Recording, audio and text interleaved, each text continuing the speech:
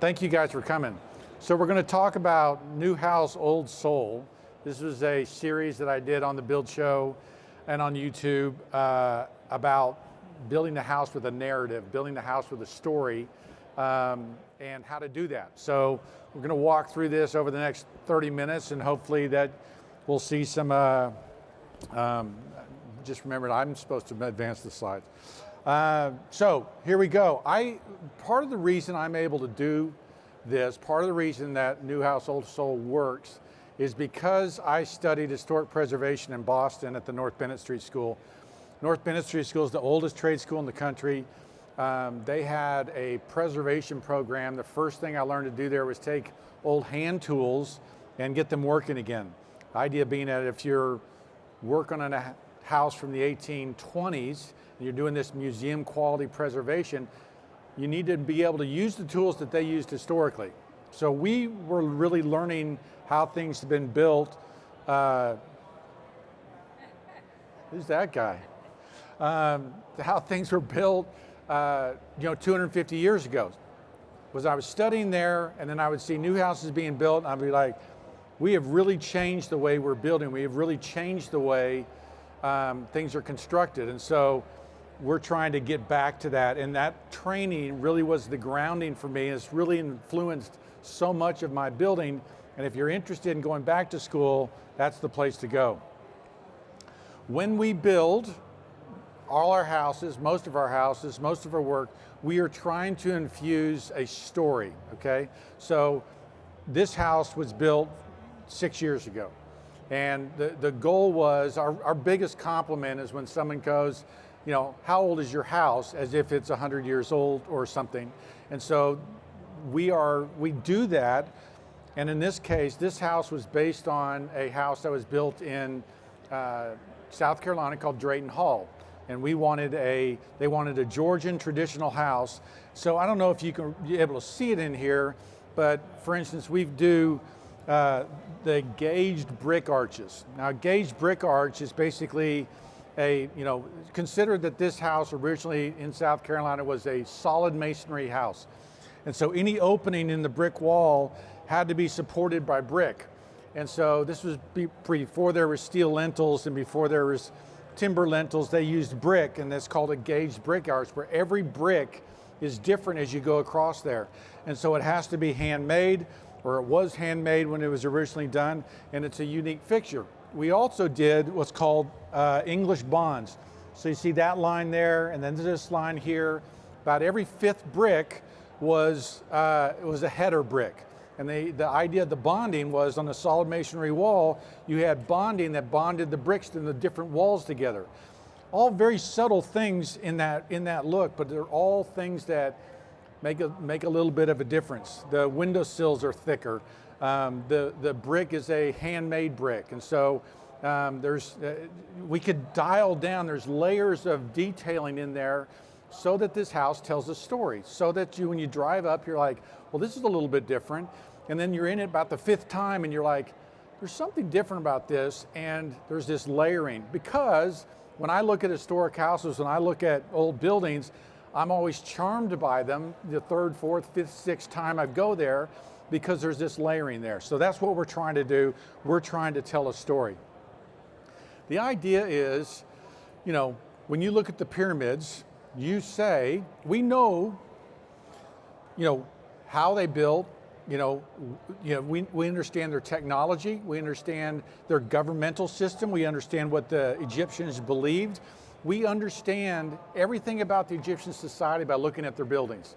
And so our buildings naturally tell a story. They will tell a story anyway, whether we like it or not. And whether it looks like it's something that's dated or something that was built 10 years ago, or the modern farmhouse look, which is the big kick right now, those are all going to tell a story about when they were built. And so we're trying to get it down to a real timeless Daniel, so that those four questions, who, when, where, and how, are true about our buildings. Are going to show you how we do that. The challenge today is that sometimes our houses tell a wrong story, right? We could create a narrative here, okay? This guy built a new house in an historic neighborhood. What's the, character of that guy, right? Kind of, pretty arrogant, thinks he's smarter than everybody. I probably don't like that guy, right? I'm kidding a little bit, but I'm sharing the story here that's told whether we like it or not. And a lot of times those stories aren't necessarily our best attributes. The other thing that's happened is kind of in a post-World War II era, you have houses that are cookie cutters. That whole idea of a cookie cutter style house is a post-World War II phenomenon. There was no cookie cutter house styles in the 1920s. Okay, it's not until you get into this era that all the houses start looking the same. William Levitt in the 40s was the first guy to do that, and we'll talk about him.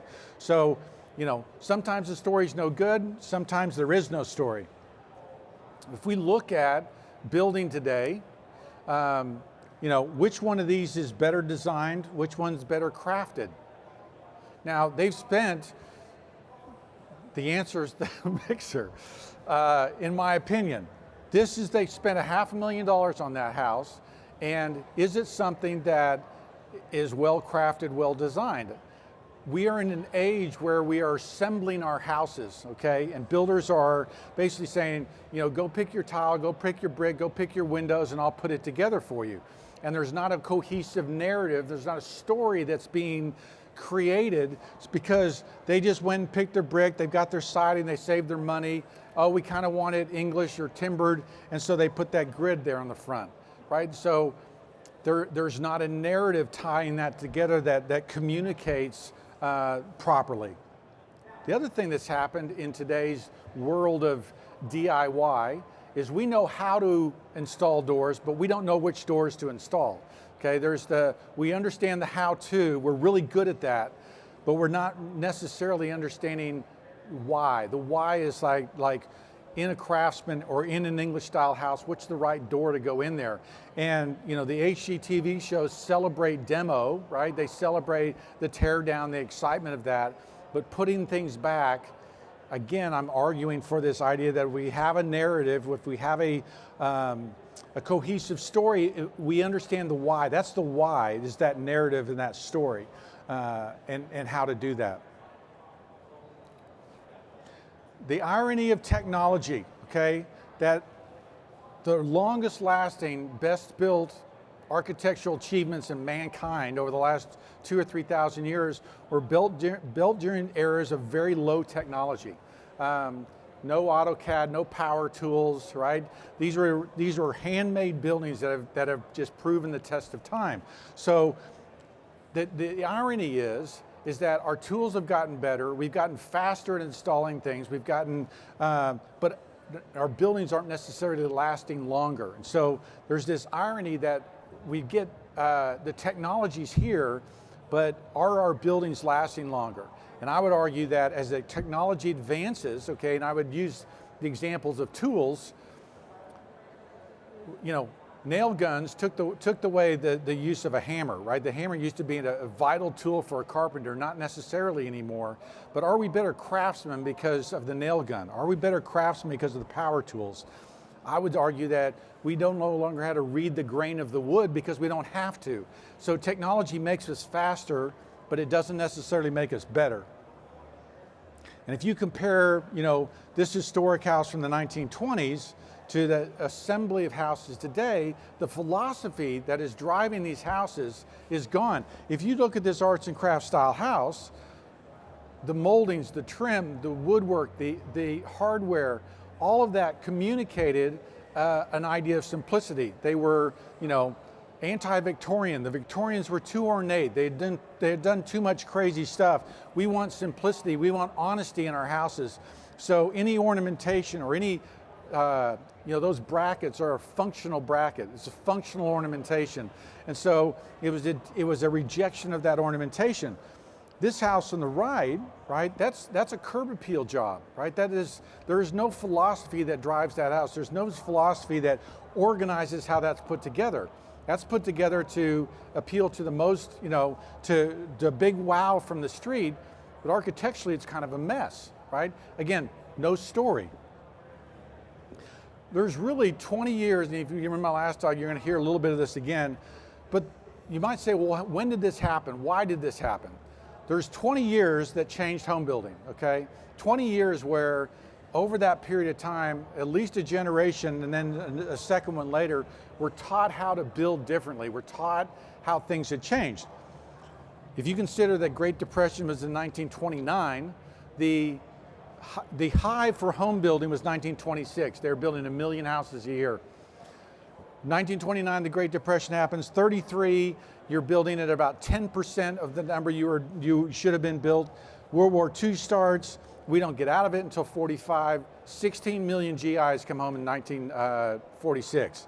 So this 20-year time span, we've been building at about 20% of the number of houses we should be building. So it starts this housing crisis, this like, how are we going to build enough houses for these people? What's going to happen? Well, there's two different ways of thinking about it and two different things that happen. One, if you look at that graph there at the bottom, you see that 33 was that low year, 26 we're nearly up to 1 million, right? That's that 20-year period. And then in 50s, early 50s, you're up 2 million. And what is that? Early 70s, you're up over 2 million. Huge boom in building and what happened there. But the building industry changed at that time. Part of the reason why is this dude, William Levitt. Okay, anybody ever been to Levittown up in New Jersey? There you go. Yeah, so there's a Levittown in New Jersey, one in New York, one in Philadelphia. William Levitt was a fascinating character. In some ways, he's my hero because of what he did, and in another case, he's the bane of all building because of the way he changed building. He basically looked at a house as a 26-step process. And he said, I don't want to have to pay carpenters to come in and frame my houses. I don't want to have to, hire these union carpenters. I'm going to break it down. So all I'm going to do is have framers, and all they're going to do is frame walls. I'm going to have another group, all they're going to do is sheathe walls. I have a different group that's going to come in and set the rafters. He built things off-site. He changed it into this 26-step process. He said, I'm not a builder, I'm a manufacturer. He knew how many nails went into every house that he built. Amazing character. The neighborhoods that he built were wonderful for families. And so, his house, those houses are like 600, 800 square feet. The average size house in 1926 was like 1,200 to 1,400 square feet. So they're very small. No basements. Everybody said, you can't sell those up here, there's no basements. Slab foundation. All of these things that were kind of anti, what people thought was going to sell. But because of that 20-year period, these houses sold like hotcakes. These houses, he would sell 1,000 in a weekend, where he would be putting houses. A production builder in 1925 was building 300 houses a year. Levitt, thousands, thousands and thousands of houses, and taught a generation of people how to build these houses cheap and fast. He had actually gone to, if you study the history of how he was doing stuff, he grew up as a period revival builder, building English Tudor houses in New York, and he got a government contract to build housing in Virginia for the government, setting up for war, and learned all of a sudden that you can build cheap and fast and change the way building was done. These are some examples of things. Those are the pre-built elements he had in his house. He had radiant heat floors. He had washers and dryers for people. People were like, what? He had to teach people how to mow their grass because they had never mowed the grass before. These people were coming out of New York. They had lived in apartment buildings. They'd never owned their own house, had a front yard, had ornamental fruit trees and different things, and changed the way building was done. The architect's solution was these case study houses, where again, modularizing houses so that these houses, and they built, I think 15 or 20 of these houses, but these were meant to be modular parts, modular pieces, all to solve this riddle of this housing crisis and how they were going to do that. What you have is the architects going modern, looking at modern solutions for housing. You have Levitt building that kind of starting house right there, and two different ways of approaching things. And so because of that, because of the change in architectural styling, because of Levitt and the speed and this desire, hyper focus on cost and speed, hyper focus on how fast can we build it, how cheaply can we build it. You know, a 1920s house had hardwood floors. Levitt was putting in vinyl tile, right? There's just, it was a much cheaper, quicker house, and a lot of ranch houses, if you live in those, slab foundations became standard at that time. Craft is actually discouraged. There was a book written in the early 1940s trying to solve the housing crisis. It was a government study called American Housing by the 20th Century Fund. And basically what they said, that what they discovered is that they wanted to build houses like they were building cars. Why can't we build houses cheaper and faster? And they said, because builders are regionally localized, okay? They don't have big areas that they're building. They're building 1 to 4 houses a year. And the biggest problem is that they're crafting houses instead of building them in a production mindset. And so there was a recognition that we're spending too long on moldings, my favorite thing, right? They're spending too long crafting houses. We need to build them cheap and fast. Look at the difference between, 20 years difference, 27 versus 57 in the builder magazines, right? This effort on beauty, right? This is the American Builder. This is the Builder magazine for builders showing off this craft and beauty. And 20 years later, 30 years later, it's all focused on building fast, building cheap, the business of building, and it completely changes. 1931, and then production building in whenever that is in the 50s, right? The industry changed. Okay, building changed dramatically during this time, and we became focused on cheap and fast and less on craft. And look, there's nothing wrong with that. It's the reality of kind of what happened, but it's very difficult to craft and tell a story, which is what this old house, new house, old soul is about, when we have a focus all on speed and production. When I studied at North Bennett Street, we would take moldings off the wall and see what kind of nails were done, right? Whether we had wrought nails, whether we had cut nails, whether we had, round nails, wire nails, which is a post-1890 thing, because we were trying to date it. Everything dates itself. Think of the conversation pits of the 70s, or smoked mirrors, or whatever those hand-scraped fours, 10 years ago. All of those things are dateable things. And so when we're looking at historic houses and things, we are looking at those details. Why? Because they tell us a story. There's a narrative in all of the products we put in our house, whether it's moldings, whether it's windows, whether it's, carpet, hardwood floors, all of those things date themselves. And I'm walking through these houses all the time going, yeah, that was 10 years ago, that was this time. And the goal is, when you're crafting these houses, especially a house with a narrative, is to begin to tell the same story, right? Begin to craft a narrative so that it makes sense. Here's a good example, windows, okay? And I'll geek out a little bit and talk about, windows and window details. The reason, okay, Americans have more traditionally, not today, most of the windows put into their casements, but historically, especially pre-1940, all the windows, 90% of the windows, maybe 95% of them were double hung windows. Why were double hung so popular in the United States? Well, because they were popular in England. And going back to Christopher Wren, when he was first designing Hampton Court Palace, he started using double hung windows as a different way of ventilating and a different way of showing that. If you go in France, almost everything's casement, right?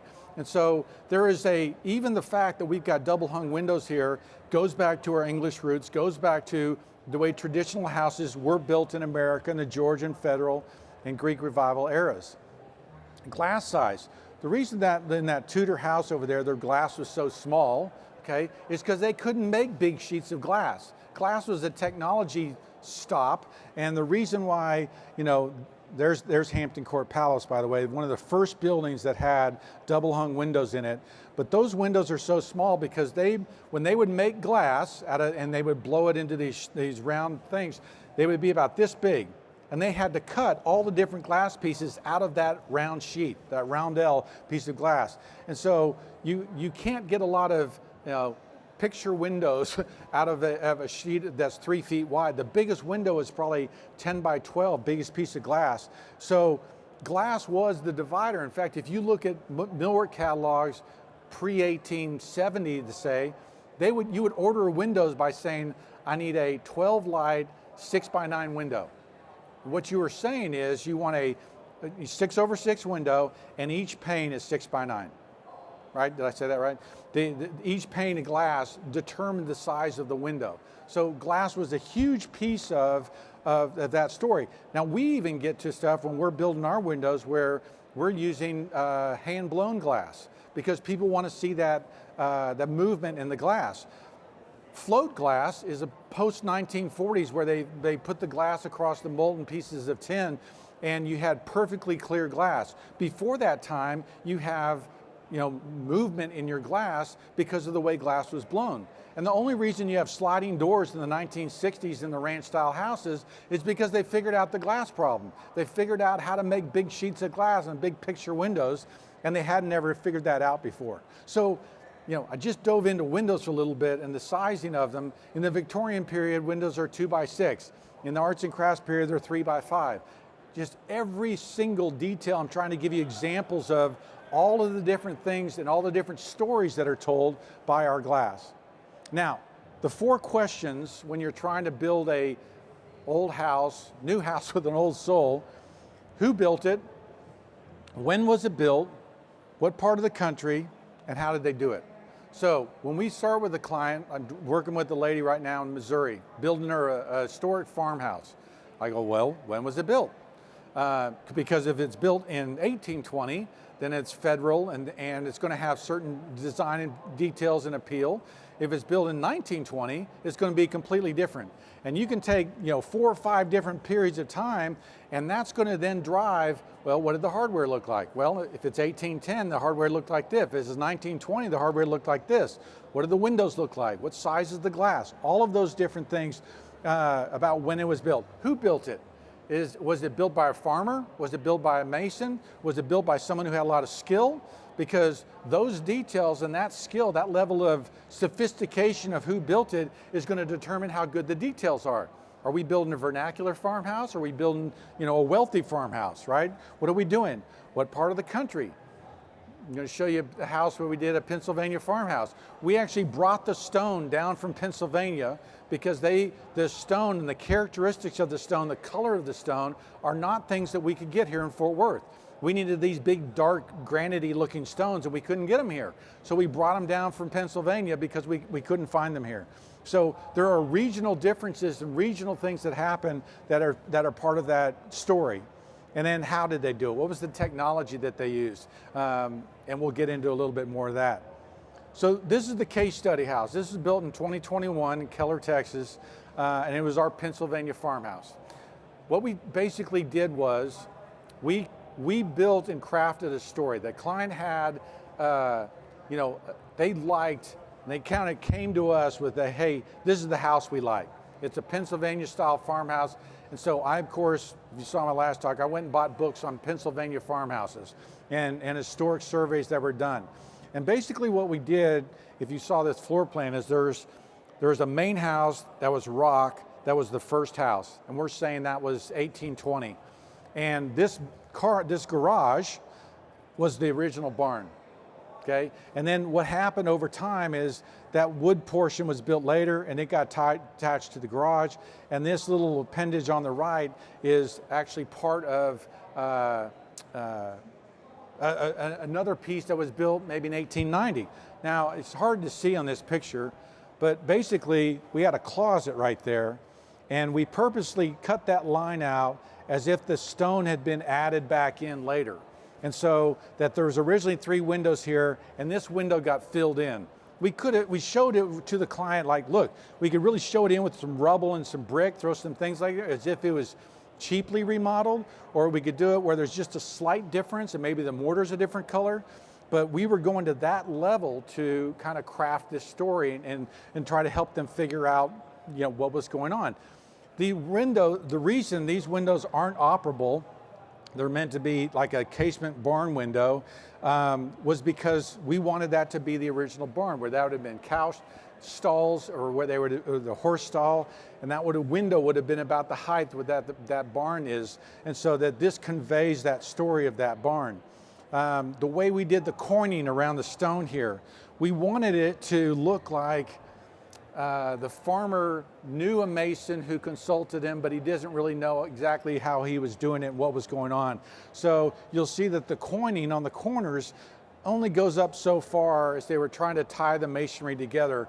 The way the columns, the porches, there's 3 different porches on this house as if they were built at 3 different periods of time. So, this one is the more formal front porch. We've got a Victorian porch on the kitchen side, and kind of a 1920s porch on the other side. So again, you're hearing that every decision that we made was a decision purposely trying to figure out who, what, when, where, how this was done. So this one, we saw it, it was a generational family. It was that this house got added over time, this grew over time as the family grew, that the first rock house, early immigrants in Texas, the Germans were here and did a lot of rock construction in Fredericksburg. So this was a early, German house or an early immigrant house that was put there. And then the siding and the different details were, as the family grew, the house grew. And we really worked hard on that. Starting in the 1880s, we were a little bit earlier than that, and then through into the 1940s, and I'll show you some of that. It was a rural Pennsylvania house. The windows are hard to see here, but all of these windows have a timber framed frame. So we actually took oak timbers, mortise and tenon them together to open up each window, because in the Pennsylvania tradition, they didn't do brick arches and stone lintels. They actually built a timber framed window frame that the window sat in, because that was going to be your structural method of holding the stone above it. Again, just layer after layer after layer. Some of the, this is on the back porch, this one to the left. We've got different size windows. We've got a sink on the wall. Like, what is that? Like, it was a quirky, hey, this was originally a back kitchen sink, back kitchen area, and so we had this exposed thing as if this might have been part of the old outside kitchen, the old cooking kitchen, something like that was going on. When we designed the mantles for the inside, we were looking at period design, period mantles that we ended up copying. You can see that we've hit a hit TV behind that one, but the stairs, the woodwork, the beams in the ceiling, all were an effort that you stood in that room. Because sometimes what happens is you build a nice exterior, but you go inside and you're in Plano or something. You're in a new house somewhere. And this one was, no, we wanted you to be inside and kind of go, okay, yeah, I'm still in that historic house that I saw outside, and how we do that. The kitchen was important because we were thinking, a modern, there isn't any such thing as like a 1850s kitchen, because most kitchens were outside the house, especially in the South, but even in the North, they were in basements. There might be a cooking kitchen down below. And so the modern kitchen starts in about 1920. And so we were saying, okay, well, this original part of the house, this was probably kind of the last modern addition that was put into this house. This was the last kind of addition. I said in 1870s and 1940s. So this is the 1820s to 1840s addition. Now, what did we do? Notice the beadboard ceiling. So this is the, if you're in the 1920s, the typical, this is, we didn't want to put sheetrock into this in this area, so we had this beadboard ceiling. The pine floors. Okay, the floors, as they change from room to room, in the oldest part of the house, we have wide plank pine floors. That were 12 to 14 inches wide, something you definitely have to get from the Northeast. In this area, if it got redone, we're saying a typical floor in a kitchen in 1920s was a pine floor, because they would have covered it with linoleum or something like that, and we were considering linoleum. As far as appliances go, now this is a rebuilt stove, okay? An O'Keefe and Merritt stove. The refrigerator and the oven there are Elmira. Is it Elmira that makes the period-looking stoves and stuff like that? We've got a sink in there that is a salvage sink from the 1920s in that green. And so I think that the kitchens, being such a modern area, you could put modern appliances in there because we got the cabinets right, because we got some of these other architectural details right. I think there's opportunity to put in a Viking stove or whatever else. They didn't want that, but the kitchen, especially in old houses, sometimes you can walk into them and go, all of a sudden I'm in Germany with a new kitchen, and you want it to look like it's all part of the same house. And so getting the cabinets right, I think, is the biggest and most important part of that. That sink underneath the windows, notice we changed the window style to a 3/1, which is a 1920s window. She had a lot of salvage lighting that we used. So, all of these details, all this layering, trying to figure out, hardware was certainly important. The fact that the cabinet doors are inset cabinet doors with exposed butt hinges. Again, layering, layering, layering. So, creating a house with old soul, okay? Creating a new house is about narrative, and it's about crafting a story with your clients, with your people, kind of going, I'm really inspired by this. How do I make this as authentic as possible? I think this house, right, is one of those houses that you drive up to and you don't know how old it is. You drive up to and you go, it's probably new because I'm in Keller, Texas, but gosh, it really looks like an old house. And so that's really our goal. And it's all those parts and pieces that you put in there that kind of, make it happen, make the magic happen. I think, Brent Hull, very opinionated, think that production building sucks the soul out of new house design. All this speed that you see here at the show, all this, do it faster, do it cheaper, it's hard to build a house with narrative, build a house with soul by speeding things up. It costs more, okay? It's going to cost more to do this. Let's be clear. This is not the cheapest way to build, but it is the most timeless way to build, and it is the way to build that you're going to have the greatest sustainability, right? You're not going to have to remodel in 10 years because, the tile looks like it's, brand new, or is 10 years old. This is most of what we do is building houses with historical integrity and things like that. So there is an opportunity out there, guys, to build this type of house with quality, with beauty. It does take a fight. It does take pushing against some of the speed and really taking your time and trying to build it right.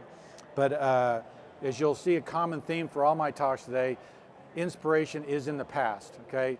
Looking to the past, trying to match the way they used to build is the secret sauce for the future of good houses and good building. Thank you for coming. Thank you, I appreciate it. Any questions?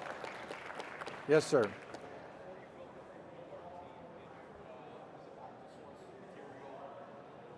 appropriate? So he asked, before I built up my millwork team, was it hard to do that? Quick answer is yes. And part of the reason I built up my millwork team is because I couldn't find good stuff. I mean, the reason we're building traditional windows, that's our booth right over there, is because I couldn't find good traditional windows, right? And so, yes, it's absolutely, try to find, if you're doing a 1920s house, try to find the stairs, the cabinets, the doors, all that millwork, the mantles. Try to find that today. It's really hard. And so we're absolutely looking at the past and absolutely looking at those things going, okay, well, the only way I know to build that is to build it ourselves. So we did build up our millwork team for that very reason.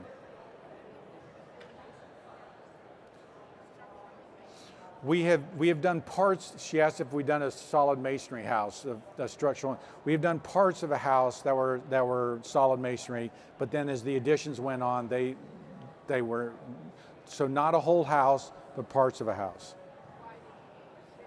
Because of changing in time, because we had an original,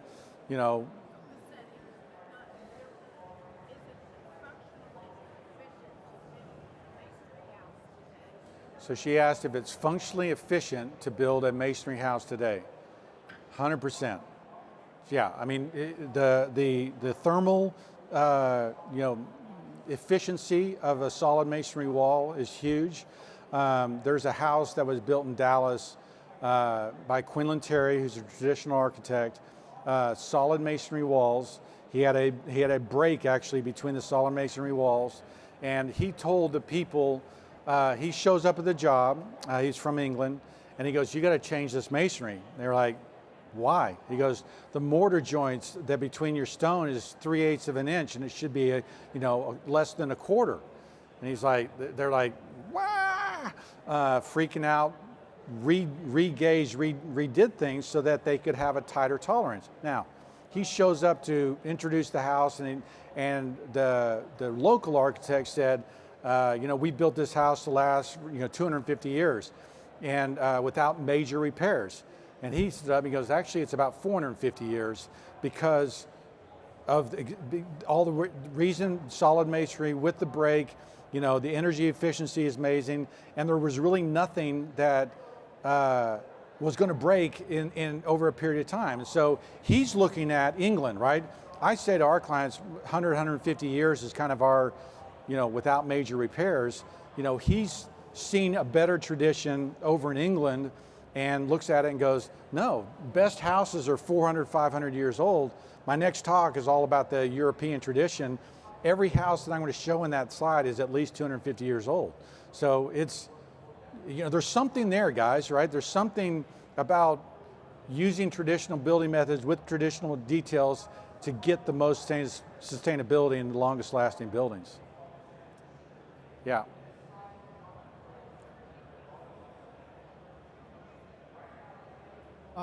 What's your view of how the Sears Roebuck houses kind of fit into American housing, and similar to Levittown, how that was production, but so was the Sears Roebuck kind of house as well? Yeah, I mean, they're kit houses, right? And so they built 60 to 80,000 of those houses over probably a 20 or 30 year period. I think they're charming. I think they're cute. They're all pre-1940. The things that they were doing was pretty magical, in my opinion. If you read all of the things that they sent on a railroad car to a house to be built, it's astounding. And I wish we could duplicate some of that today with all the things that they were sending and the houses that got built. There's websites now that are trace those houses, and you can find them all over the country. It's pretty amazing that those houses have lasted as long as they have, the way they were built and the way they were shipped. A lot of those got shipped to farms where they didn't have a ton of local help and things like that, so they got built on farms and areas, which means that they were built by less skilled labor. The fact that they've lasted long, I think beauty-wise, they're awesome. Quality-wise, I think they're good. Yeah. On the Sears Roebuck houses, do you see any builders going back to maybe doing flat for glass as opposed to? You're asking if you see people going back to plaster walls as opposed to drywall? Yeah, and is there any benefit or negative to it? Yeah, I memean, quick answer is no. Not many people are going back to it. What we're doing now with a lot of our jobs is we're doing a blue board or a drywall subsurface, and then doing a plaster or clay surface over top of that. So I find that and that's where drywall was originally made for, was that it was a subsurface for the later things of plaster. So I think. Like rehabilitation, like I live in a 1930s style house and all that plaster, and I have cracks I need to fix. Am I cut it out for drywall, or do I get a bucket of plaster and go plaster myself and paint it? Well, if you know how to plaster it yourself, then you might need to come teach a lot of people how to do that. Yeah, I mean, most of our clients don't want that. I mean, and these clients can afford, whatever they want. And so I'm not sure the practicality of that today. I mean, when we're doing historic buildings, courthouses, depots, they all go back with plaster. So I see it kind of as a preservation piece, how pure you want to be. Yes, sir. How much of the products used are reclaimed as opposed to you creating them or purchasing from a third party? Well, on that house, 5 to 10% was reclaimed. Well, when you include the lighting, maybe 15%. But I mean, I love architectural salvage. We did a Louisiana house for a lady, and we bought every door from architectural salvage that were 100 years old. Even used the original hardware. So if there's the quick, I mean, it's like the life hack for building a period house. If you can find architectural salvage that you can put into a house, you're really giving it that old soul. So I love it. I think if you can find the right stuff, then it's gold mine. Any other questions? I'm over here at this booth if you guys want to ask me any questions. Thank you guys.